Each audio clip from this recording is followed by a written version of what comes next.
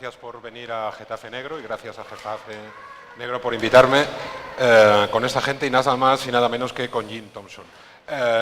Más que hablar de Jim Thompson, vamos a escuchar de Jim Thompson con estos 5 monumentales escritores. Yo antes quería compartir con vosotros una pequeña confidencia. Cuando me llamó la organización, mi intención era venir aquí a hablar de mi libro. Que se llama Black and Noir, que está dentro de un teléfono móvil y que son muchos libros. Son novelas exclusivas para leer exclusivamente en teléfono móvil. Son novelas que se descargan a través de una aplicación que estará en los teléfonos móviles, disponible tanto para Android como para iOS, donde van a encontrar novelas escritas exclusivamente para Black and Noir, novelas por entregas, en la que cada entrega irá acompañada de un contenido audiovisual exclusivo y único. Esto estará funcionando a partir del 24 de noviembre y saldrá con 4 novelas, una de Paco Gómez Escribano, nueva novela de Paco Gómez Escribano, nueva novela de Rosa Rivas, nueva novela de David Llorente y nueva novela de Manuel Barea. Se llama Black and Noir.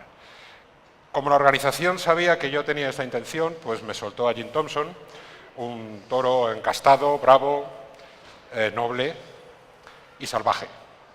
Un revolucionario, un tipo que pegó un volantazo al género negro determinante y lo llevó a un territorio en el que todavía está, en el que todavía se está moviendo, un territorio en el que incluso todavía se está descubriendo. Y para hablar de este escritor totémico, pues 5 escritores monumentales que ustedes conocen, que deben leer y que les presento por orden de antigüedad: Julián Ibáñez, Carlos Zanón, Paco Gómez Escribano, Horacio Convertini y Carlos Augusto Casas. No se trata de que hagamos una charla de a ver quién la sabe más larga, ni meterles un chute wikipédico, sino la intención es que ellos, con su paladar, con su manera de leer las novelas, que se diferencia mucho de la nuestra, porque ellos además escriben, pues nos den impresiones, reflexiones, ángulos, sabores, que nosotros a lo mejor se nos pasan desapercibidos cuando leemos a Jim Thompson. Se trata un poco de que quien conoce y quien ha leído a Jim Thompson encuentre otros ángulos, otras perspectivas, y que no la haya leído, pues salga automáticamente a comprarse, pues por ejemplo, este novelón que está ahí encima de la mesa. Se trata, por tanto, de que charlemos. Yo os voy a hacer preguntas y vosotros contáis lo que queráis y vamos a mantener el orden de antigüedad, con lo cual vamos a empezar por Julián. Julián, ¿qué tenía Jim Thompson que no tenían otros escritores? ¿Qué aportó Jim Thompson? ¿Qué encontraste tú en él que no habías encontrado en otros? Jim Thompson, bueno, en primer lugar, que es un novelista, algunas de sus novelas es El mundo rural, por ejemplo, que a mí me gusta mucho. Y luego me acabo de releer esta que la había leído hace 30, 40 años, no sé cuándo, y me han gustado, bueno, es una novela cojonuda esa. Dos cosas. Bueno, me ha gustado ese tipo de novelas que no tiene argumento, y es una novela de situaciones, ¿no? Entonces se ha olvidado del argumento y no interesa para nada.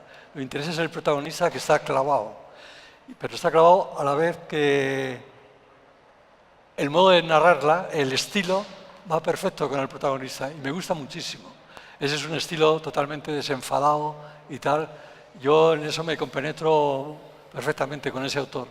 Esas 3 cosas, el mundo rural, ese protagonista que ha clavado, que está un poco medio ido de la olla y tal, un poco, y luego el estilo que va perfecto con ese protagonista, perfecto. Es una cosa curiosa que me he dado cuenta, por ejemplo, es una novela que tiene un estilo, una novela que se dice muchísimas palabrotas, se dice hijo de puta lo menos 40 veces. Pero no suena mal, o sea, está perfectamente ajustado a los diálogos, unos diálogos estupendos, cojonudos. Entonces, ese es un autor que me aporta muchísimo, o sea, a mí muchísimo. Más que, casi más que Chandler, o sea, mucho. Las preguntas van a ser las mismas para todos, pero cada uno va a aportar su paladar, su sabor. Carlos, ¿qué tenía Jim Thompson, a tu juicio, que no tenían otros?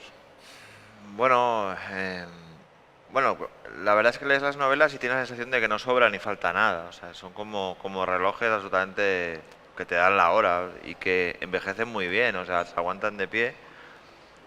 A mí me gustaba mucho que en el fondo también son novelas psicológicas, o sea, sí que son novelas directas de personajes que hacen cosas, pero a veces estás desde dentro de la cabeza de de personajes un poco abollados, un poco que no sabes muy bien si son muy listos o muy tontos. Eso me gustaba mucho. En el fondo piensas, ¿este tío es muy listo o es un absoluto idiota, ¿no? Y eso me gustaba mucho.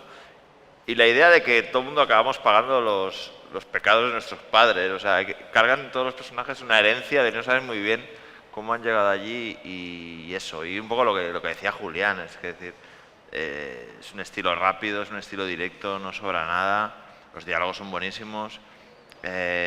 Empiezas a leer una novela y en la misma primera página ya estás ubicado allí, o sea, no, va a gol, o sea, es un tío que va a gol. Paco.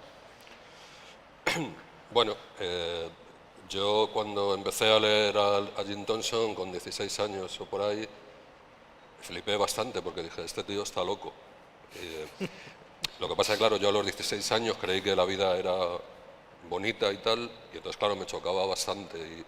Y por ejemplo, ahora cuando le releo, digo, no está loco, realmente nos está poniendo la vida delante de nosotros, y realmente lo que está diciendo él y todos los escritores americanos de la tradición hard-boiled es que la vida realmente es una mierda. O sea, cuando dicen que es un escritor salvaje, yo no le veo tan salvaje, yo le veo un escritor realista. Lo que pasa es que luego hay mucho escritor mindundi y mucho escritor ñoño, pero yo le veo que es un escritor muy realista, y luego a mí en cada etapa de mi vida me va diciendo unas cosas, y unas cosas que soy incapaz de desentrañar con esa edad, y cuando voy cumpliendo más edad voy comprendiendo lo que me está diciendo. Pero vamos, básicamente es eso, lo que me está diciendo es que la vida no es como nos dijo Robert Wise en Sonrisas y Lágrimas o Walt Disney, bueno, menos lo de Bambi.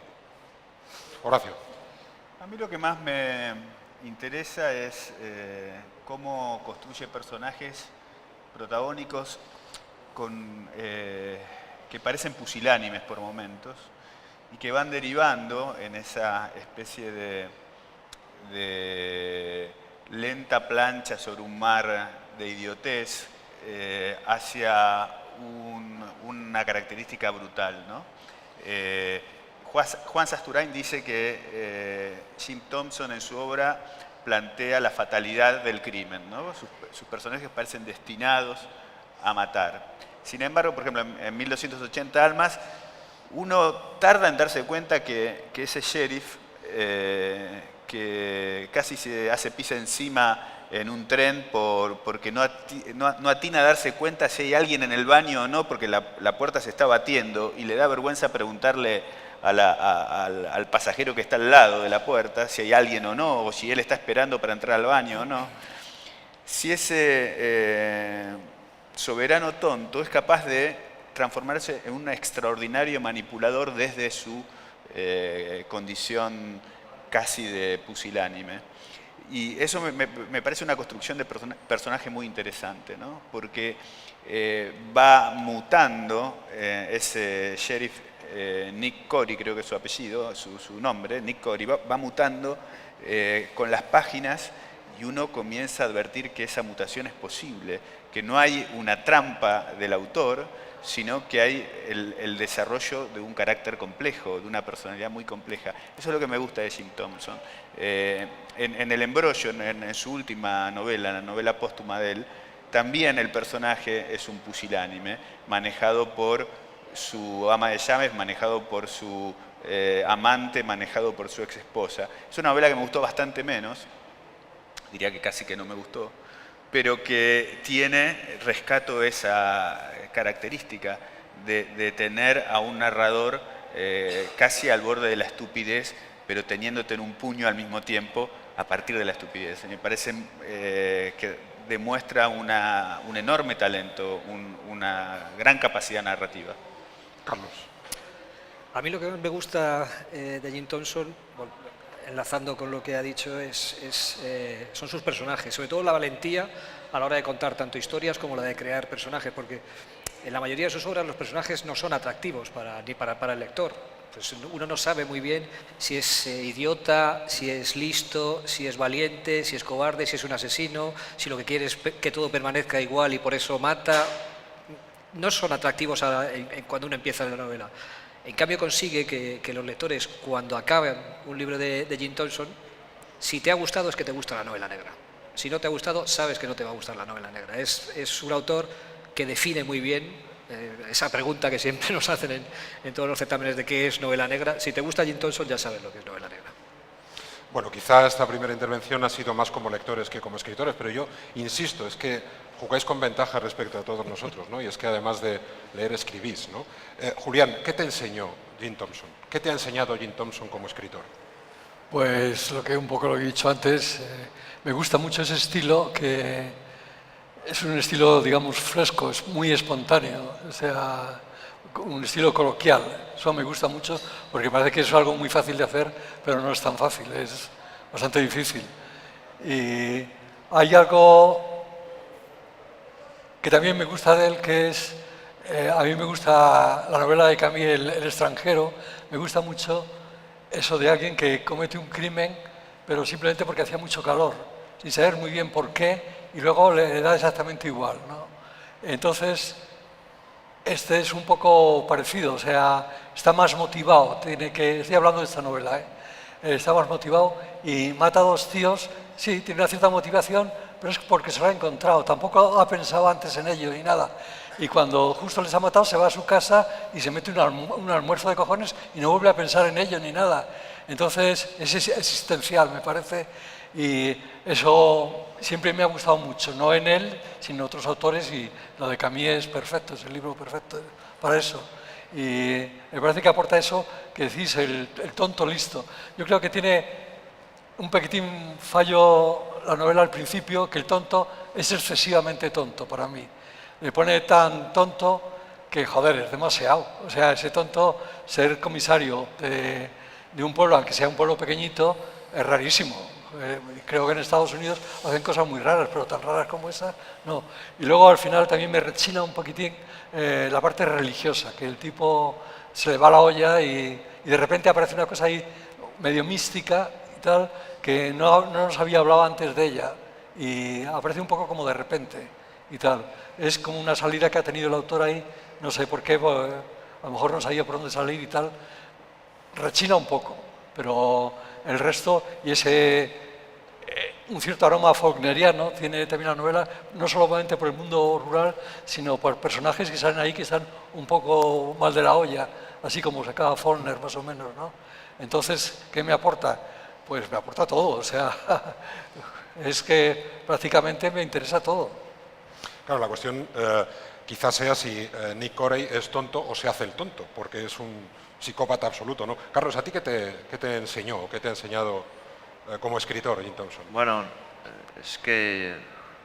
Bueno, hombre, enseñó en el sentido de que yo creo que cuando lees una novela que todo te funciona, cuando tú escribes las tuyas intentas que tener algo de eso. Por ejemplo, el sentido del ritmo, a mí me parece que es muy bueno.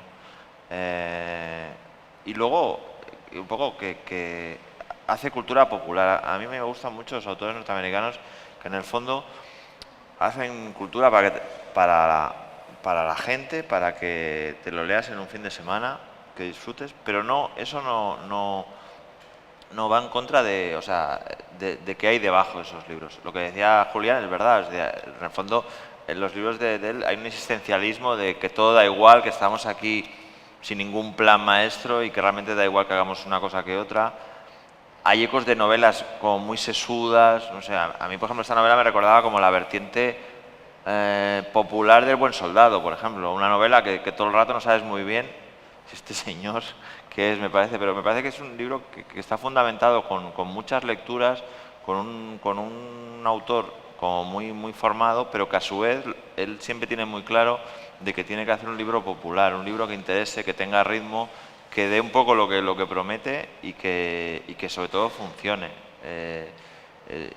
Y otra cosa que me gusta mucho es cómo haces un personaje atractivo enseñando lo peor de ese personaje. O sea, ¿en qué momento conecta contigo para que tú, en cierta manera, le sigas el camino y le sigas el camino al personaje? Eso es súper difícil, porque siempre tendemos a vernos o a pensar si eso me ha pasado a mí, yo haría eso.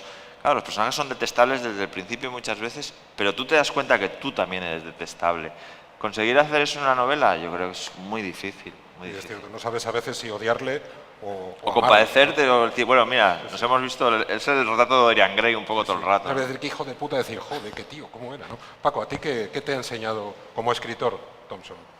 Pues muchas cosas, porque yo me siento muy afín a Jim Thompson, porque yo las novelas que hago son así como de perdedores y él también tiene muchas novelas que son de perdedores, pero me ha enseñado también a que yo intente ser intenso y a poner pasión en lo que escribo, porque él era muy intenso y ponía mucha pasión. Y luego también a mí me maravilla su versatilidad, ¿no? Porque no se puede seguir un patrón, no se puede hacer un patrón Jim Thompson. Sí que, hombre, las novelas más conocidas, por 1280 almas, El asesino dentro de mí, que bueno, es que es un escritor de psicópatas. Bueno, luego tiene otras novelas que no son tan de psicópatas, ¿no? Y luego, como ha dicho antes Horacio, sí, hay novelas como esta, como la otra que he dicho, que parece que el personaje es tonto y tal, pero hay otras que no. Por ejemplo, en Hijo de la Ira, ese adolescente negro ya empieza a desvariar desde el primer capítulo, ¿no? Parece un tren que va a descarrilar y luego no descarrila. Y luego también a mí me fascina la propia vida del autor, ¿no?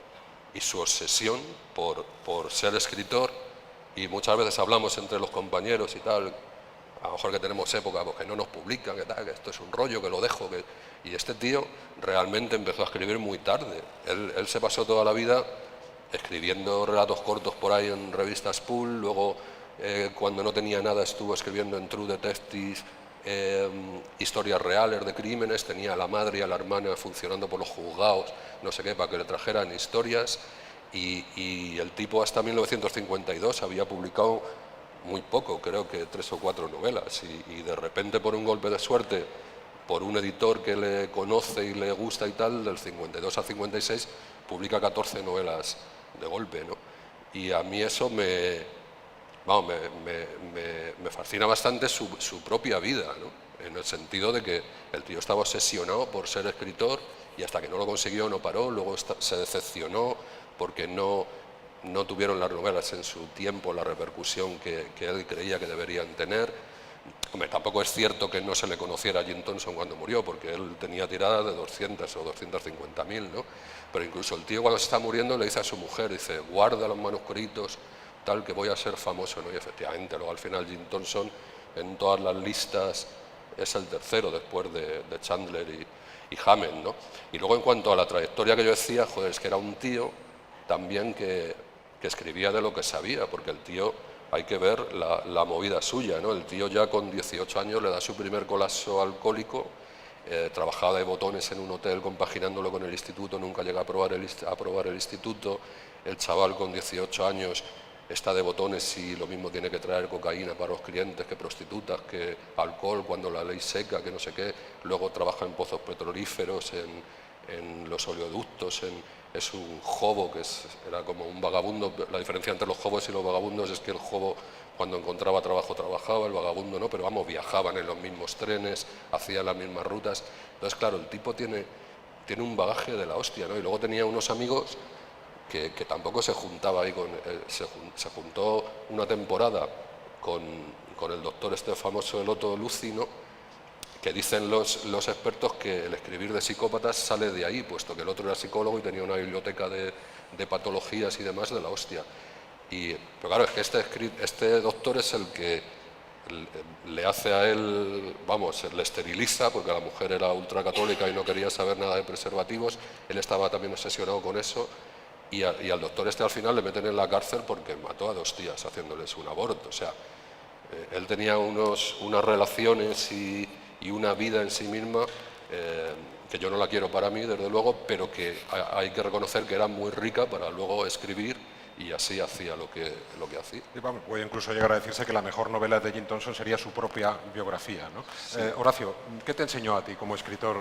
A mí me gusta el humor que maneja en alguna de sus obras, por lo menos en 1280 almas hay momentos que son realmente muy graciosos y eso compensa la progresiva dureza y negrura que va adquiriendo el texto.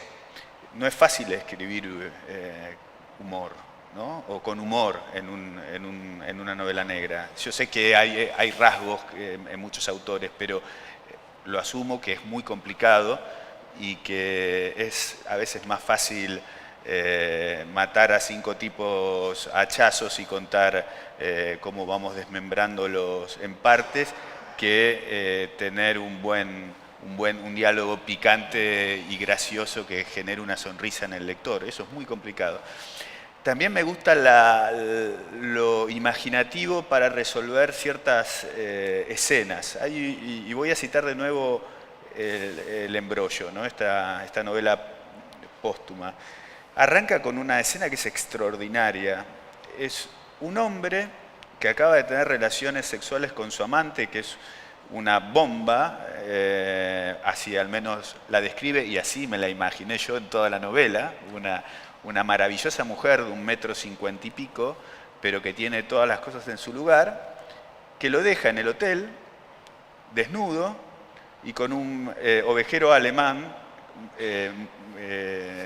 mostrándole los dientes y gruñéndole. Si se mueve, sabe que el ovejero alemán lo va a morder, seguramente en la parte que más duele de su cuerpo. Entonces es un capítulo, un largo capítulo, en donde son las elucubraciones del narrador frente a ese peligro inminente, pero además casi desde un lugar de ajenidad humorística, ¿no? Porque él no puede creer que esté así, que lo hayan... su amante se había ido al baño nomás. ¿Cómo es que se va al baño y de golpe abre los ojos y tiene a esta bestia? Y eso es muy difícil de hacer, ¿no? Es muy difícil de hacer. A veces uno intenta, ¿no?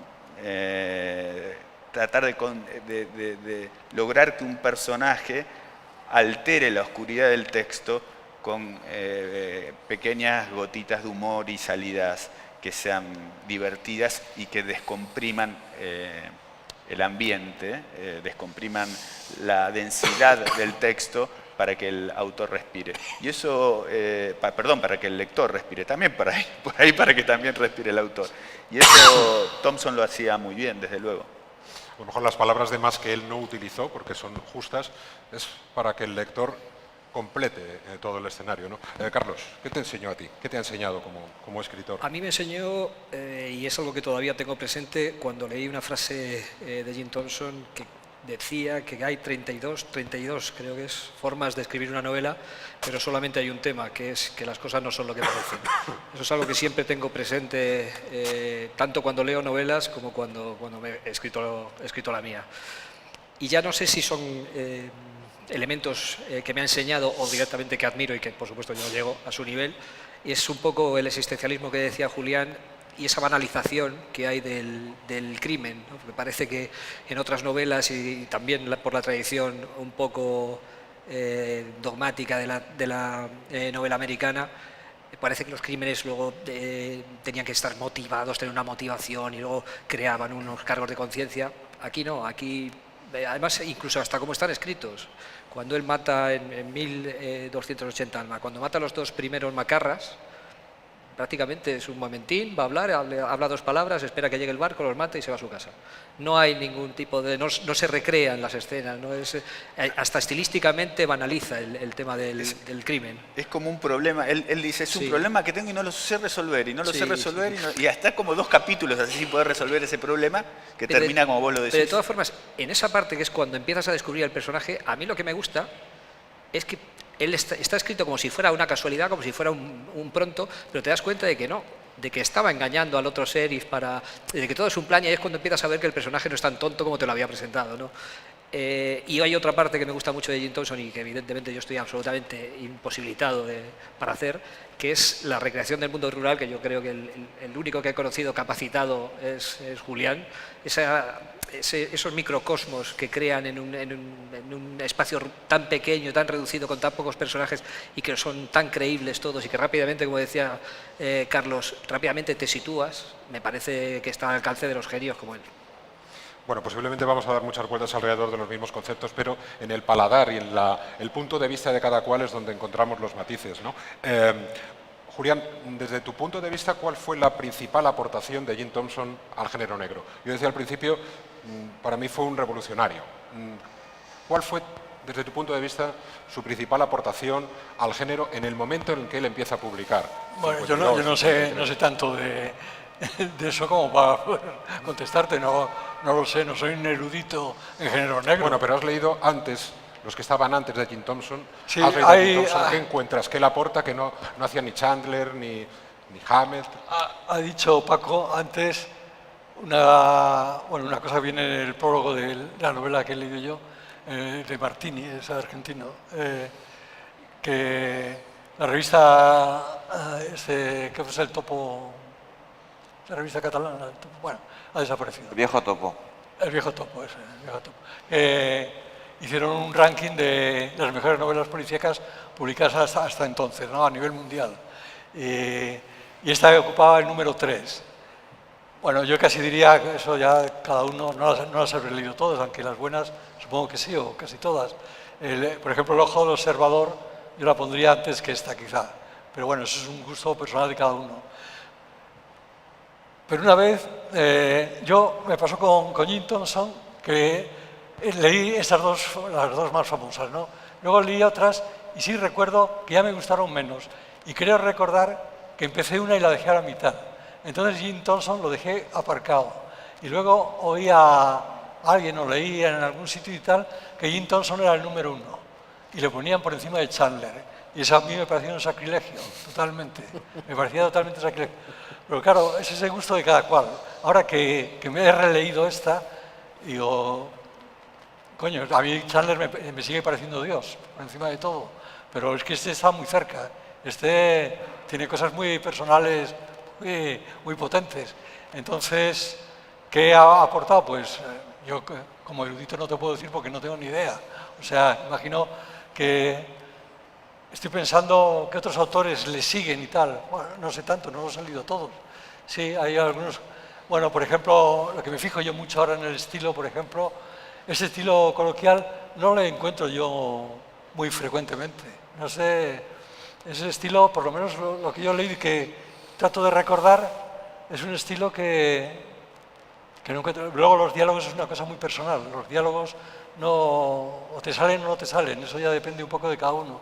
Estaba contando antes que me acuerdo la película de Kubrick, él fue guionista en 2 películas de Kubrick, en Atraco Perfecto, y salió un trozo de diálogos que me impactó, de novela negra y tal, porque era precioso el diálogo y tal. Y entonces he pensado, ese era de Jim Thompson, ese diálogo.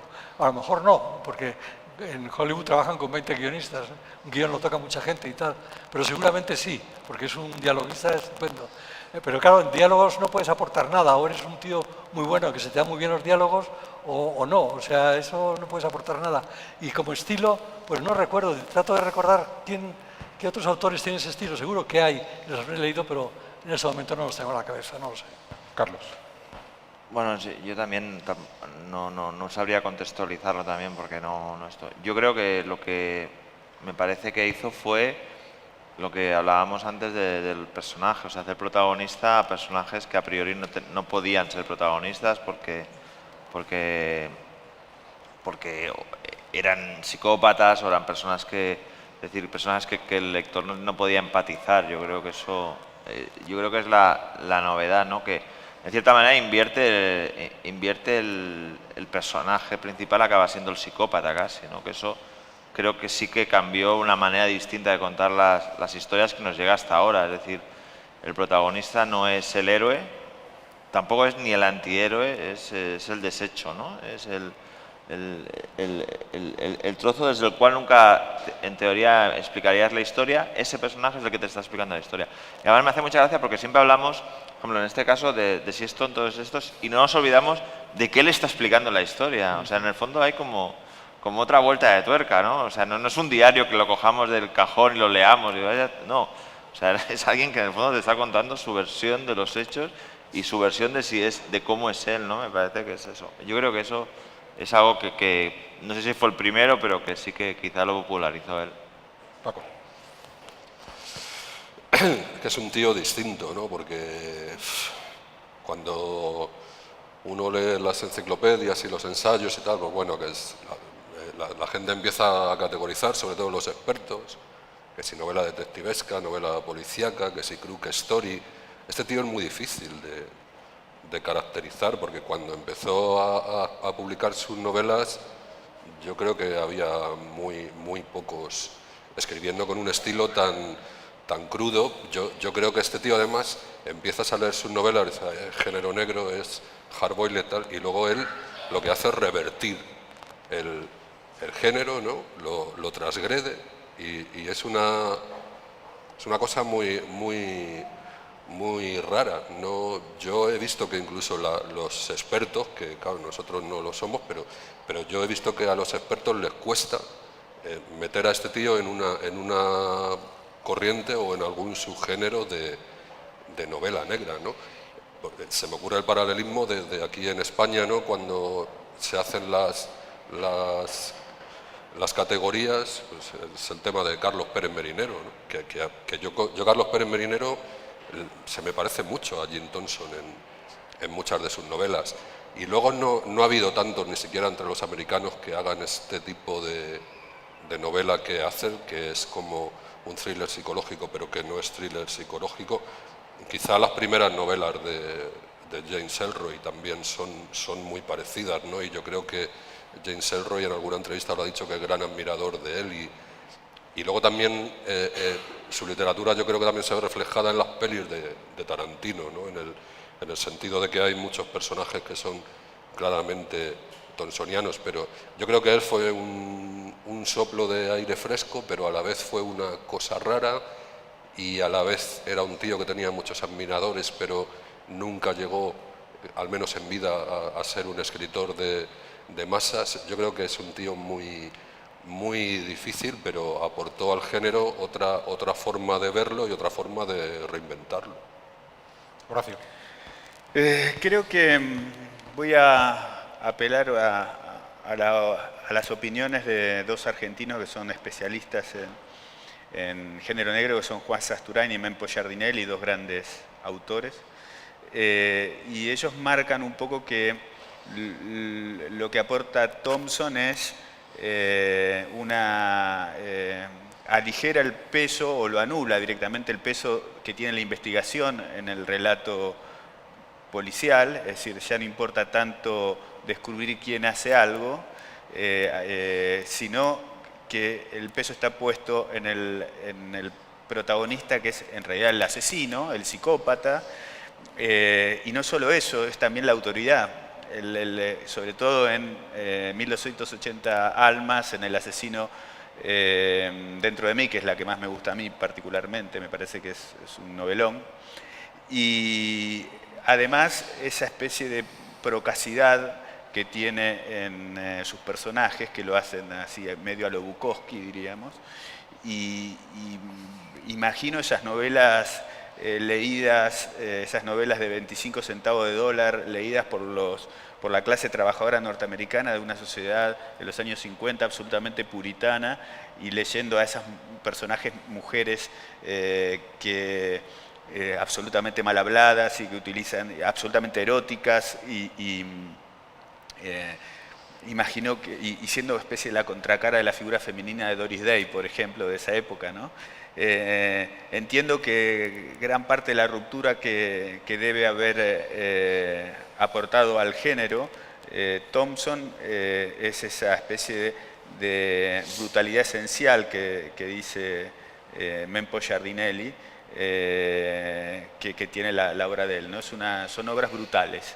y me parece que es su gran aporte y el gran atractivo que tiene aún hoy seguir leyendo sus novelas. Carlos.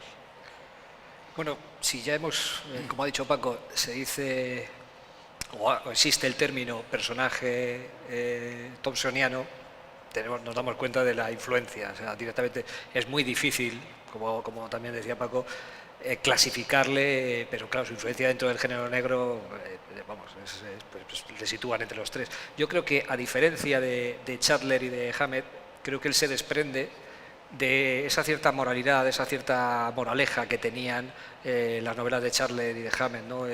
Por muy mal que les fuera, ellos tenían ese sentido del deber, de hacer. Aquí no, aquí todo es muchísimo más crudo, es más cruda la violencia, son más crudos los personajes, son más crudas incluso las mujeres, como decías, las escenas de sexo. Yo creo que esa aportación, que la aportación que ha hecho Jim Thompson a la novela negra ha sido situarla, quitarle esa moralina que tenía de cierto, por muchos temas oscuros, por mucha que se tratara, siempre había algún mensaje positivo, siempre había. Con Thompson no. Con Thompson es novela negra, es cruda como la vida misma y real. Yo creo que ahí está la aportación de Thompson, o por lo menos bajo mi punto de vista es a mí lo que más me gusta de él. Decía yo al principio que dio un volantazo al género negro y lo llevó a unos territorios en el que todavía está transitando o están todavía por descubrir estos territorios, su manera de escribir, su manera de contar. Julián, está por descubrir ese territorio en el que Jim Thompson mete al género. Recordemos 1952, 1953. En aquel momento él da el volantazo, mete al género en otro territorio. ¿Sigue transitando por ahí el género negro ahora mismo, por aquel territorio que abrió Thompson? ¿El cine negro dices? El género negro. Sí, claro, yo imagino que sí. No lo sigo, ahora últimamente no lo sigo demasiado de cerca, pero escribe tantísima gente novelas de género negro que imagino que muchos seguirán en la senda de Jim Thompson, casi seguro, ¿no? Ahora no tengo ni idea, no te puedo decir nombres, empezar a decir nombres. Tendría que rebuscar en mi mente si es que los he leído. Lo que te he dicho antes, no me viene ningún nombre a la cabeza en este momento. Yo, por ejemplo. Es el único Carlos. Supongo que sí. De todas maneras, no sé, un poco para poner un otro punto de vista distinto. O sea, Jim Thompson hacía novelas para entretener. O sea, no pretendía y reflejaba una parte de la realidad y utilizaba mucho el humor. O sea, hay que decirte que yo no tengo la sensación de que siempre quisiera ser un notario de la brutalidad de la vida, ¿no? Porque en el fondo mata a su mujer y en el fondo te estás riendo. O sea, había una distancia con la violencia a través del humor. Yo creo que eso también es otra de las cosas que hacía. Es decir, él te explica cosas atroces desde un punto de vista y utilizando unos elementos que tú te divierten, los quieres leer, te da igual que no haya ningún tipo de moralina, y yo creo que eso es así. Es evidente que cuando estamos hablando de un autor de esa época y libros de esa época que lo sigan estando vigentes, estamos hablando de un grande, estamos hablando de alguien que sigue influenciando a muchos autores. Entonces yo creo que en el fondo es como un género en sí mismo, Jim Thompson. O sea, en el fondo es casi una carretera en la cual va muchísima gente, ¿no? Pero fíjate, esa banalización de la violencia, que está tan influida, sobre todo en el sentido del humor, que está muy influido Tarantino, a Tarantino hoy en día todavía se le critica. Lo avanzado que estaba Jim Thompson, que ya lo hacía, y a Tarantino hay un montón de entrevistas de gente que le critica, que cómo puede hacer reírse de esas escenas violentas. Todavía ni siquiera hay gente que no ha llegado todavía a Jim Thompson. Pero bueno, a Peckinpah también se le criticaba, claro. Es decir, es que la violencia siempre ha sido... La distancia de la violencia del espectador o del lector siempre ha sido complicado para la gente, bueno, para una especie de gente que decide que está bien y que está mal, vamos. Paco. Es que es eso. Estas pedazos de novelas no hay que olvidar que están escritas a principios de la década de los 50, ¿no? Entonces, yo creo que él explora unos territorios que hasta ese momento nadie había explorado y que aún hoy, en 2017, hay gente que no se atreve a explorar. Y entonces, yo insisto en lo que decía antes, a pesar de lo que dice Carlos, sí, de la distancia con el crimen y tal, pero en todo momento a mí el mensaje que me está lanzando es, la vida es esto, pero también es esto, es esto, pero también es esto, ¿no?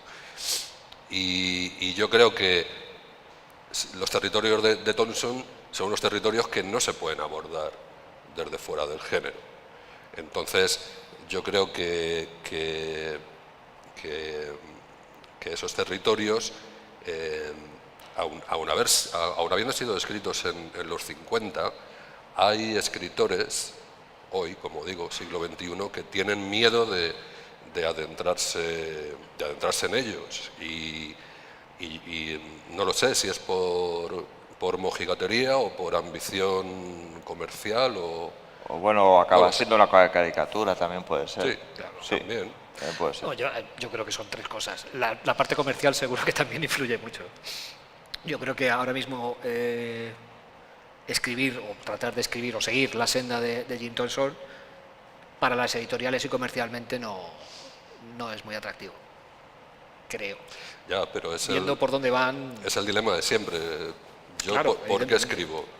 Porque me gusta, y si me gusta, escribo lo que quiero o lo que Por eso decía demanda yo- la gente o lo que me manda la editorial.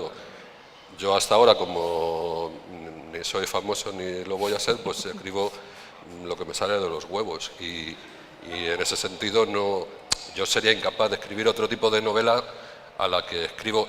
Hombre, podría hacerlo, porque conozco técnicas, pero no me apetece. Estaría sufriendo, y yo creo que para escribir tienes que disfrutar. Y si disfrutas, le vas a poner pasión. Y vuelvo a lo mismo, este tío, su pasión era escribir.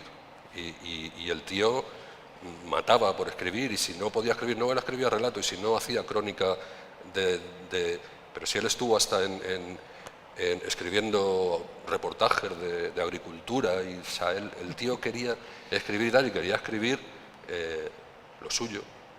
Y yo creo que en ese sentido es un tío que no solo no tenía miedo, sino que no le daba vergüenza escribir lo que él quería escribir, que, vuelvo a insistir, son territorios Thompson, y son personajes Thompson. Pero de todas maneras, hay otra cosa que es esto.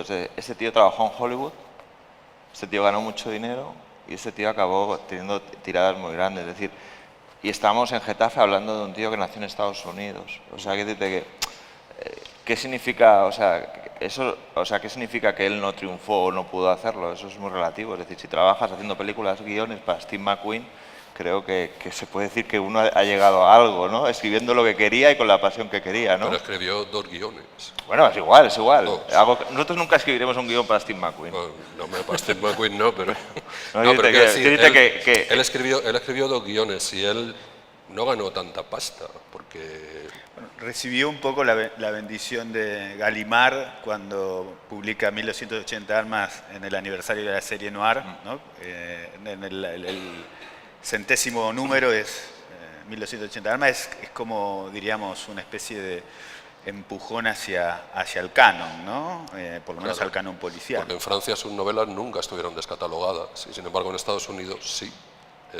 De hecho, cuenta el Robert Bolito una anécdota, y es que no sé si a los 10 años de morir Jim Thompson, no, pues 11, creo que era en el 84, es un tío que viaja a Francia y se encuentra en una papelera un montón de novelas de Thompson tiradas, ¿no? Y entonces flipa porque a él le gustaba mucho, y se hace con todos los originales de Gallimard que puede, y él cuando vuelve a Estados Unidos es el que reedita todos los libros de Thompson, que son mejor comprendidos en la década de los 80 que en los 50, porque este tío en los 50, claro, a mucho público le acojonaba, y en los 80 no. Hay que ser muy valiente para escribir como escribía Jim Thompson, Horacio. Y seguramente. Ahora mismo, Seguramente hay que aquí agarrar- editores, hay que agarrar el- Carlos también es editor. Ahora mismo un libro de Jim Thompson, en este mundo tan políticamente correcto. Y yo pienso que no se podría escribir hoy. Digo, No. a ver, yo estuve releyendo para venir acá. Entonces tomé y empecé a releer cosas que por ahí había olvidado. Y cuando vos lees, no solo lees un libro, sino lo que haces es aplicar la mirada de una aquí y ahora social a la lectura que estás haciendo. Es decir, no lees en una estación orbital en gravedad cero. Vos estás leyendo y al mismo tiempo estás leyendo con la mentalidad de una época. Y la verdad pienso que sería muy complicado hoy que alguien escribiera a las mujeres que escribió Thompson, porque es de una incorrección política intolerable. Son mujeres que lo único que pretenden es progresar en la vida con el casamiento y utilizan el sexo como una herramienta para poder casarse mejor.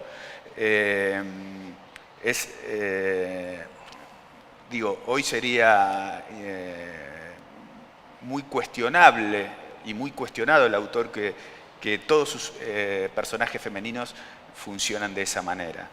Sería catalogado como misógino. De hecho, muchos de los autores de novela negra han sido catalogados como misóginos.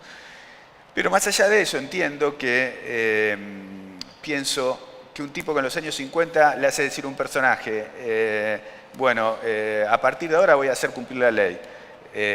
Y el que cometa un delito va a ir preso, sobre todo, especialmente si es negro o pobre, diríamos, en esa sociedad norteamericana que se presentaba al mundo después de la Segunda Guerra Mundial como, diríamos, la maravilla de la democracia, la igualdad de oportunidades y el republicanismo. Me parece que en ese contexto era un autor muy valiente y había que tener bastantes agallas para hacerlo, ¿no? Por eso me parece que es un autor a tener en cuenta y a leer dentro del contexto de su época, ¿no? Por ahí si lo sacás fuera del contexto te hace un poco de ruido. Si lo lees hoy te puede llegar a hacer un poco de ruido algunas cosas. Carlos, que entre otras muchas cosas también lleva edición con Cuadernos del Laberinto, ¿tú publicarías un libro de Jim Thompson? Hombre, yo por supuesto. Pero no, de verdad, en el estatus actual del tinglado literario, claro, si estamos ¿tú publicarías hablando, eso? Yo sí, pero si estamos hablando del estatus actual de las editoriales, yo creo que sería bastante complicado. Seguro que alguna editorial, no solamente la mía, las publicaba, porque afortunadamente hay muchas editoriales independientes que apuestan por este estilo y apostarían por él, porque es un hombre que, si te gusta, aunque sea poco la novela negra, te das cuenta de la calidad que tiene en las 20 primeras páginas. Que si me preguntas si una gran editorial la publicaría, yo creo que no. Yo creo que no, porque el hardboiled, la novela negra clásica, aunque Jim Thompson es incalificable, sigue teniendo muy pocos lectores, muy poca salida comercial, lamentablemente, o bueno, muy poca salida comercial, dependiendo de los números de cada editorial o que tú creas que tiene que vender un libro, ¿no?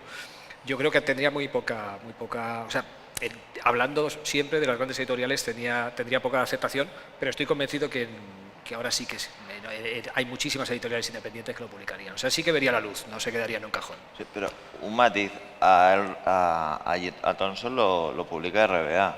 Sí, no, ahora sí. A Elroy lo publica Random House, no Sí, lo publica sí. ninguna editorial pequeña valiente. Sí, pero a Elroy, cuando Elroy empezó a publicar en España, me parece que Jazz Blanco vendió 2.500 y yo recuerdo que fue cuando me aficioné al género negro y me aficioné a Elroy, y eran las típicas portadas pulp y tal, que yo justo estaba en la universidad y tenías que incluso escondértelas un poco porque no llevaba a Jack Kerouac o a Bukowski, que era más o menos lo que tenías que leerte por aquella época en la universidad.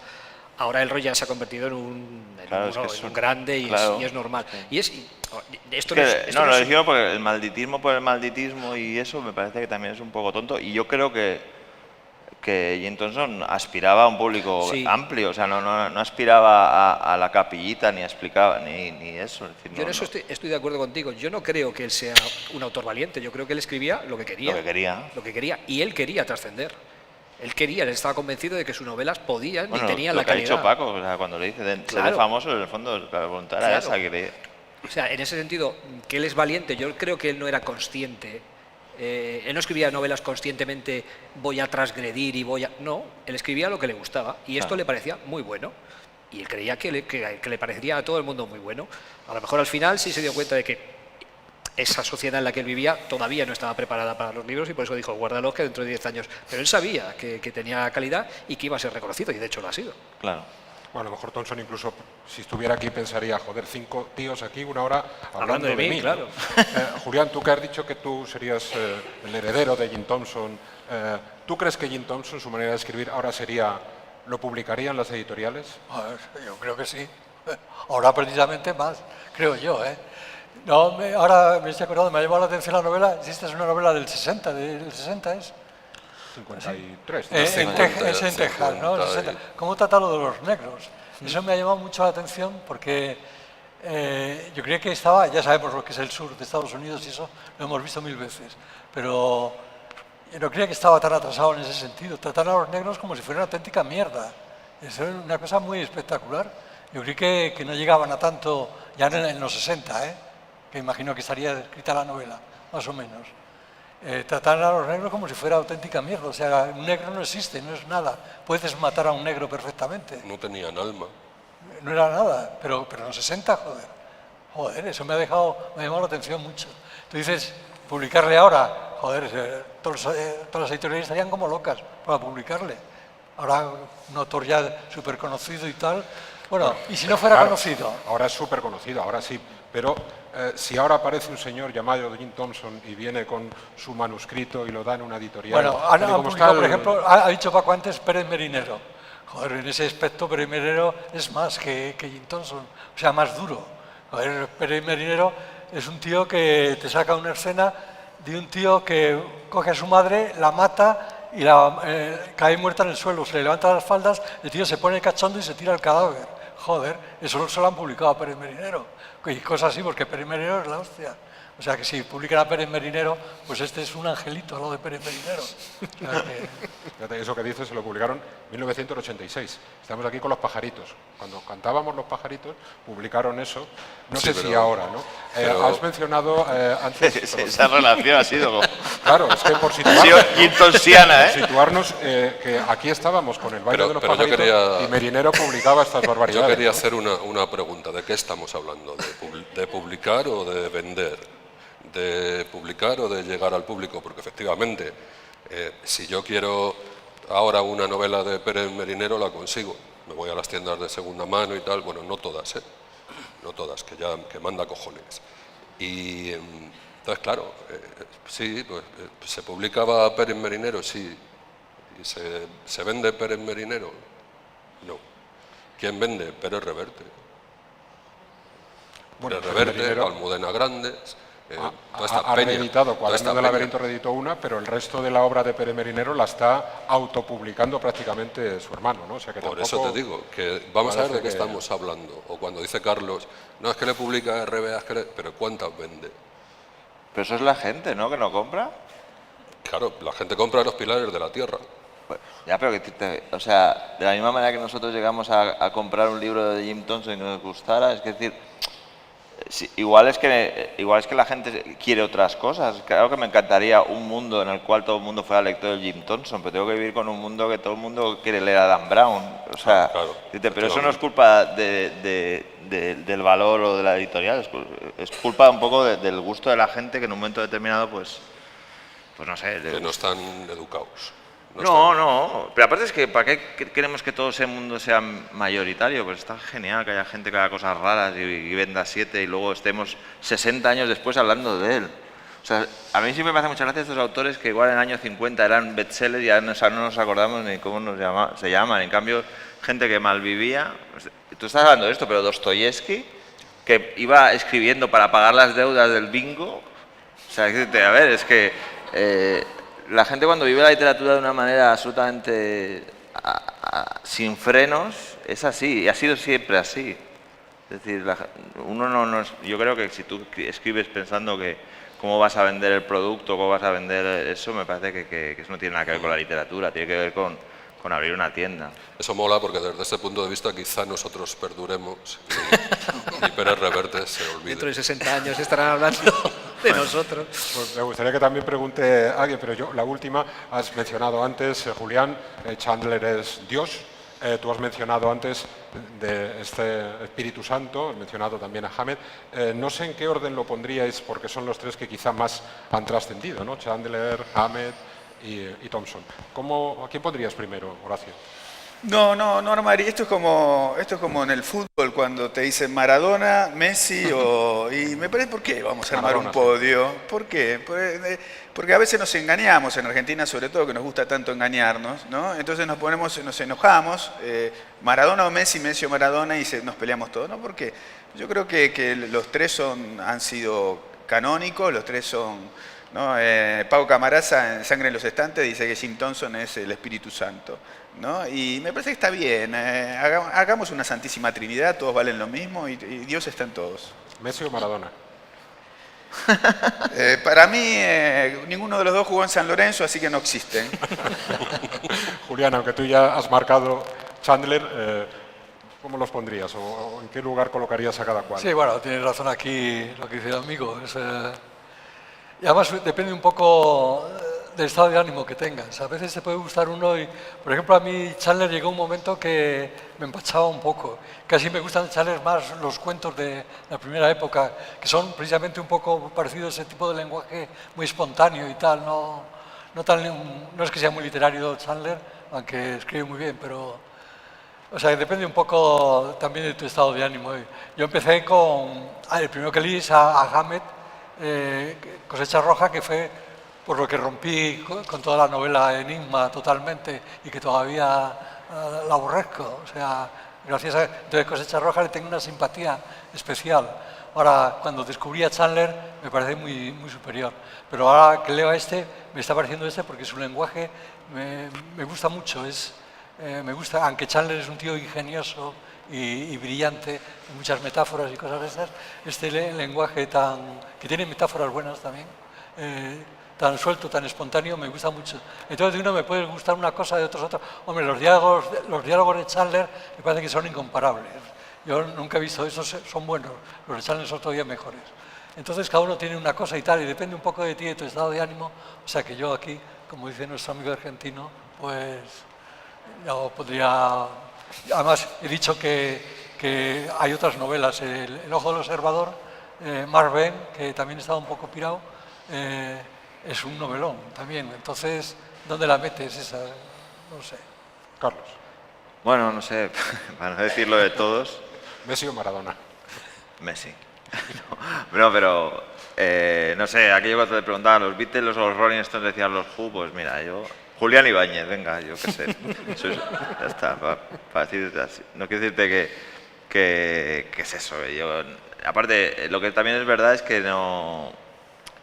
hay libros, es que yo creo que hay libros en que uno tiene una calidad superior y tal, pero son libros, pero bueno, además son distintos. Yo no me gustan los podios, me parece como muy así, pero bueno, los tres son geniales y Julián Ibáñez también. Paco. ¿Messi o Maradona? Maradona, por supuesto. Pero por motivos ajenos a la selección argentina. Hombre, es que te pones un vídeo de Maradona en el YouTube y el Maradona iba saltando como un conejo porque le iba entrando Goicoechea, tal. Al Messi no le entra nadie, cojones. A Cristiano sí que le entra y mucho. encima ganó un mundial solo.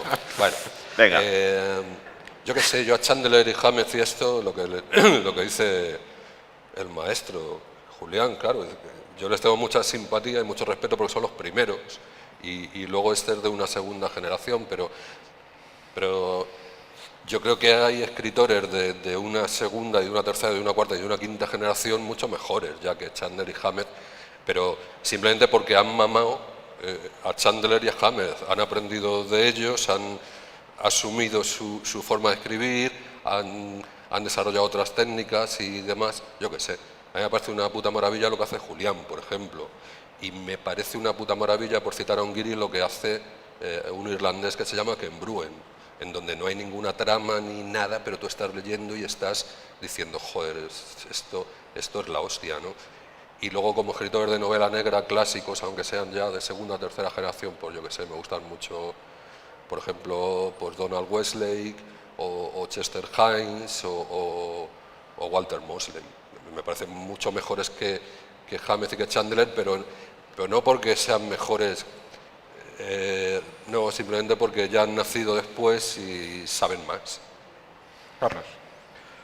Yo es que digo yo, si Es ya que lo habéis tú- dicho tú- todos sí, vosotros, sí. a ver, que me lanzo y digo una barbaridad, o que las librerías son horizontales y no tienen forma de podium por eso, porque Maradona para mí- Maradona o Messi. y estoy de acuerdo con Carlos en que son libros. Si me hablas de libros de Chandler, pues a Maradona lo o mejor, Messi, contesta. yo Eusebio. Hala. Hay libros, o sea, 1280 almas, pues a lo mejor me gusta más que El sueño eterno. Y El largo adiós me gusta más que El asesino dentro de mí y La cosecha roja. Yo no puedo decir, pues depende, y también depende del estado de ánimo que te pille. Y a lo mejor hay una novela de James Ellroy que me gusta más que cualquiera de estos tres, porque me ha pillado en un momento, o me la leí con 20 años y me pegó una hostia en la cabeza que todavía estoy. Es muy complicado, además esta clasificación es que también es un poco tonto. ¿Para qué el primero, el segundo, si me lo puedo comprar todos y leérmelo Ha sido todos? él, ¿eh? ¿Ha sido este? Pues mira. Y poco más, yo creo que lo bueno que tiene es que te lo puedes leer a todos. Y luego lo que ha dicho Carlos también, que hay novelas, o sea, más que autores, vamos que hay novelas de Chandler que son malas y hay novelas de Jim Thompson que son malas. Claro. Y claro, hay novelas a lo mejor de un autor que su trayectoria a lo mejor ha sido más o menos mediocre, pero sin embargo tienen un novelón de la hostia. Yo creo que leí, es que claro, hablo de memoria, leí una frase de Lawrence Block diciendo que, hablando de Jim Thompson, diciendo que bueno, que se alegraba mucho de que bueno, no fue reconocido en vida, pero que ahora... Pero venía a decir, bueno, pero ahora tampoco nos pasemos que no es Shakespeare, ¿sabes? ¿No? Que en fin, que vale, que ahora... pero que... No, y además lo que ha dicho él es que es muy importante en el sentido, claro, Hammett, igual nos gusta, nos parece mejor, pero es que Hammett llegó antes, claro, es decir, claro, también hay que valorar quién llegó antes y qué es lo que había antes de ellos para esto, es decir, sin Hammett, por ejemplo, claro, pues Thompson escribiría de otra manera, ¿no? Evidentemente, Sí, entonces, evidentemente. pues, es complicado. Ese valor sí, pero un chaval de 20 años que llega, me cojo una de Hammett, una del rollo, a lo mejor le gusta a Ken Bruen. Sí, es verdad, es verdad. Oye, y ojalá, que muy bien, Sí, sí. que para eso están los libros, ¿no? Luego claro. a lo mejor conoce un poco más de la historia y en qué año se Y vas escribió buscando. y ya, Vas lo importante buscando. es que le guste.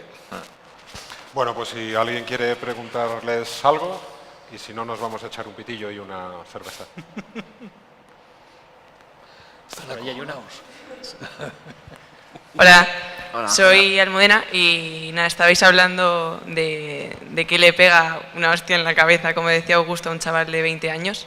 Pues, yo que soy carne fresca, ¿qué novela negra me recomendáis? Qué novela negra recomendamos, es que 30, 40, ¿no? Pero de cualquiera. Cualquiera, la que sea. Yo te recomiendo Los amigos de Danny Coyle de Higgins. Hala. Mira, un autor que es muy radical cuando hablas de que se publica, un autor que es un autor inglés que se llama David Peace, que tiene una tetralogía, en 1974, son fechas, me parece que es muy bueno y es muy radical su propuesta también. Pero ves, nos han dejado colgados porque estaba escribiendo otras 4 y se han quedado 2. Ya. Pero bueno, porque si la gente no lo compra. Sí, sí, ¿no? Terminar el... Yo te voy a recomendar una novela que se llama Parker, de Richard Stark. Bueno, realmente era Donald Wesley, lo que pasa que ese era un tío que como escribía tanto se ponía distintos nombres y tal, pero se llama Parker y Richard Stark. La tiene RBA. ¿Qué es lo que tenemos que hacer? ¿Recomendar qué? Recomiendas una novela. ¿Una cualquiera? novela negra. Una cualquiera. Pues esta. Esta es cojonuda. Más fácil. Bueno, Vale. yo voy a recomendar de un compatriota, se llama Kryptonita, de Leo Yola. Se hizo una película y una miniserie y es una especie se puede leer como una especie de Liga de la Justicia en el conurbano bonaerense, ¿no? En donde los superhéroes no son como lo que nosotros llamamos fieritas, es decir, personajes marginales que toman por asalto un hospital para tratar de que Nafta Super, que vendría a ser Superman, que está herido, lo han herido, se está muriendo, lo tienen que salvar en la guardia del hospital y bueno, los rodea la policía. Y tiene además uno de los comienzos más interesantes y más envidiables que he leído, que es un médico explicando la palabra óbito. ¿Por qué los médicos cuando muere una persona dicen óbito? bueno, detrás de ese comienzo, las primeras 2 o 3 páginas, tenés un torrente maravilloso de acción y vas a tener un viaje pavoroso a los suburbios de Buenos Aires, que espero no conozcas nunca. Gracias. Deberíamos recomendar también de autores, porque todos son extranjeros, no nos hacemos autopromoción nosotros.